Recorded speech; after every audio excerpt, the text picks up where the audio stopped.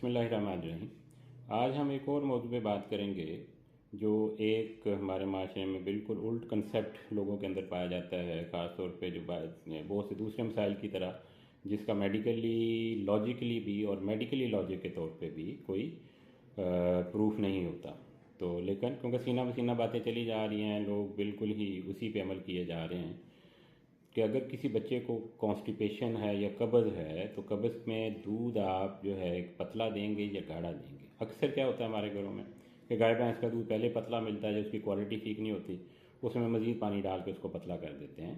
तो उससे क्या होता है, नुकसान क्या होता है कि बच्चे को, अक्सर बच्चों को तो कब्ज़ ज़्यादा हो जाती है, खुराक की कमी हो जाती है, बच्चे की भूख कम हो जाती है, बच्चे मज़ीद कमज़ोर हो जाते हैं। समझने की बात यह है कि देखें, पानी जो है पखाना नहीं बनाएगा, पानी से पेशाब होगा, ठीक है। और पेशाब बच्चा ज़्यादा करेगा, पखाना बनेगा तो कब्ज़ खुलेगी ना उसकी। जब पखाना ही नहीं बनेगा तो कब्ज़ कैसे खुलेगी और कैसे वो पखाना करेगा।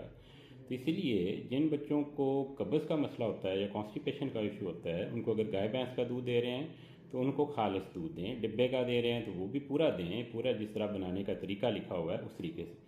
अगर उसके साथ साथ फिर भी प्रॉब्लम है तो हम बल्कि ऐसी मदद को एडवाइस करते हैं कि आप दूध को गाढ़ा करें। अगर आप अफोर्ड नहीं करती या किसी वजह से मजबूर हैं कि गाय भैंस का दूध देना है, घर वालों की मजबूरी है, तो आप ये कर लें कि फार्मूला मिल्क साथ ले लें।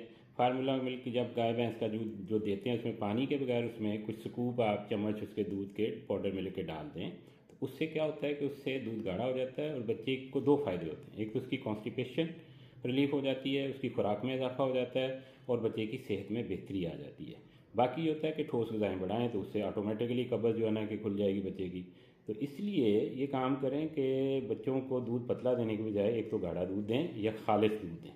बाकी ये होता है कि वक्त के साथ साथ जैसे ठोस ग़िज़ा ऐड करनी होती है बच्चों की, वो बढ़ाते जाएँ तो कॉन्स्टिपेशन वाले मसाइल जो है ना कि हल होते जाएंगे। क्योंकि कॉन्स्टिपेशन ज़्यादा हो जाएगी बच्चे की ऑटोमेटिकली भूख भी कम हो जाएगी, बच्चा रोता भी रहेगा, दर्द भी कम होगी, ग्रोथ भी कम होगी।